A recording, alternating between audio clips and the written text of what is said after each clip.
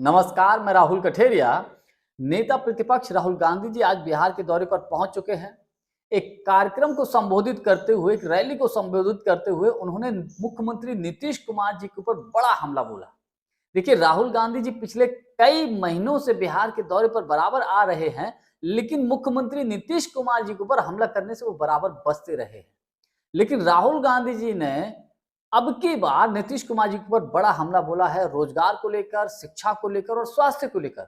और बड़ा हमला ये भी बोला है कि मुख्यमंत्री नीतीश कुमार जी को भारतीय जनता पार्टी सिर्फ एक मुखौटे के तौर पर प्रयोग कर रही है, एक चेहरे के तौर पर प्रयोग कर रही है। उनका इशारा साफ था कि जो बीजेपी ने महाराष्ट्र में जो मॉडल अपनाया, वही मॉडल बिहार में अपनाने जा रही है। तो क्या कुछ कहा है राहुल गांधी जी ने, इन तमाम बातों को लेकर मैं चर्चा करूं, लेकिन उससे पहले यदि आपने अभी तक हमारे चैनल को सब्सक्राइब नहीं किया है तो सब्सक्राइब जरूर कर लीजिए और घंटी के बटन को जरूर दबा दीजिए। देखिए, राहुल गांधी जी या पूरी की पूरी कांग्रेस पार्टी नीतीश कुमार जी के ऊपर हमला करने से बचती रही। तमाम कार्यक्रम हुए, चाहे संविधान सम्मेलन हुआ, अति पिछड़ा सम्मेलन हुआ, दलित सम्मेलन हुआ, अलग अलग क्षेत्र के लोगों से मुलाकात करना हुआ, नीतीश जी के ऊपर बाकायदा हमला करने से बराबर बचते रहे। लेकिन राहुल गांधी जी ने, मुझे लगता है शायद पहली दफा बिहार में पिछले कुछ महीनों में खुलकर बड़ा हमला बोला है।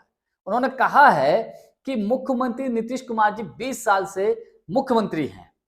बिहार में एनडीए की सरकार है, जेडीयू बीजेपी गठबंधन की सरकार है। 20 साल में बिहार में रोजगार की स्थिति, शिक्षा की स्थिति और स्वास्थ्य की स्थिति क्या है, आप ये बताइए। बहुत खस्ता हाल स्थिति है, बहुत बदहाल स्थिति है। यानी कि शिक्षा, स्वास्थ्य, रोजगार को लेकर बड़ा हमला बोला। पलायन तो एक बड़ा मुद्दा है ही। तो एक तरीके से कह सकते हैं, मुद्दों को लेकर नेता प्रतिपक्ष राहुल गांधी जी ने नीतीश जी के ऊपर हमला बोला। उन्होंने ये भी कहा, उन्होंने कहा कि भारतीय जनता पार्टी नीतीश कुमार जी के सिर्फ चेहरे का प्रयोग कर रही है। उन्होंने कहा, रिमोट कंट्रोल भाजपा के हाथ में है। आप ये मत सोचिए कि अति पिछड़ा की जो एक नेता है वो सीएम बनेंगे। ये भारतीय जनता पार्टी महाराष्ट्र मॉडल बिहार में अपनाने जा रही है, अपनाएगी। नीतीश कुमार जी को चुनाव के बाद सीएम बनाया जाए, ये बड़ा मुश्किल है। और अब मान लीजिए, मेरा तो मानना है कि अगर मान लीजिए बना भी दिया, तो शायद अगर एनडीए की सरकार बनती है, बना भी दिया तो ज्यादा दिनों तक नहीं रखेंगे, वही महाराष्ट्र मॉडल अपनाया जाएगा। कुल मिलाकर नीतीश कुमार जी के ऊपर बड़ा हमला बोला। और इसके अलावा उन्होंने ये कहा कि देखिए, बिहार के लोग, बिहार के युवाओं ने, बिहार के लोगों ने देश के बड़े बड़े शहरों को बनाया है। जैसे मुंबई हुआ, बेंगलोर हुआ, दिल्ली हुआ, तमाम बड़े शहरों को बनाया। यहाँ तक कि विदेश की अगर बात करें तो दुबई को भी बनाने में बिहार के लोगों को बहुत महत्वपूर्ण हाथ है। ये राहुल गांधी जी ने कहा। तो उन्होंने कहा कि जब आप देश के शहरों को बना सकते हो, अन्य जगहों पर बना सकते हो, तो बिहार को क्यों नहीं बना सकते। यानी कि बिहार के लोगों को सीधे संबोधित करते हुए राहुल गांधी जी ने कहा कि बिहार का भविष्य अगर बनाना चाहते हो तो महागठबंधन की सरकार बनाइए।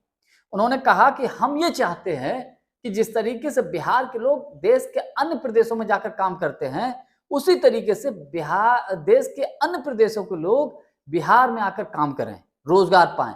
इस तरीके का बिहार चाहते हैं। वो चाहते हैं कि इस तरीके का बिहार हो जहां पर शिक्षा, स्वास्थ्य, रोजगार बहुत अच्छी कंडीशन में हो। एक और उन्होंने बड़ी बात कही। उन्होंने अपने भाषण में कहा कि हमारे नेता तेजस्वी जी, महागठबंधन को जिताइए, और कहा कि हमारे नेता तेजस्वी जी, सैनी जी और कांग्रेस पार्टी के नेता एक साथ खड़े हुए हैं। ये लाइन बोलकर उन्होंने बिल्कुल एक तरीके से पटापेश करने की कोशिश की है। जो सीटों के बंटवारे को लेकर खींचतान मचा हुआ था, उन्होंने कहा कि हम सब एकजुट हैं। कांग्रेस के नेता तेजस्वी जी, जो कि उनको तेजस्वी यादव जी को हमारे नेता बोला, और मुकेश सहनी जी। कुल मिलाकर महागठबंधन को जिताने की अपील की गई है। राहुल गांधी जी का भाषण का सब कुछ जो निचोड़ यही रहा कि नीतीश कुमार जी के ऊपर पहली बार खुलकर हमला बोला है। अब देखने वाली बात यह है कि नीतीश जी के ऊपर हमला बोलने से महागठबंधन को कितना लाभ होता है, कितना नुकसान होता है, ये भी अपने आप में चर्चा का विषय हो सकता है। जानकारी हमारी आपको कैसी लगी, कमेंट्स करके हमको जरूर बताइएगा। बहुत बहुत धन्यवाद। नमस्कार।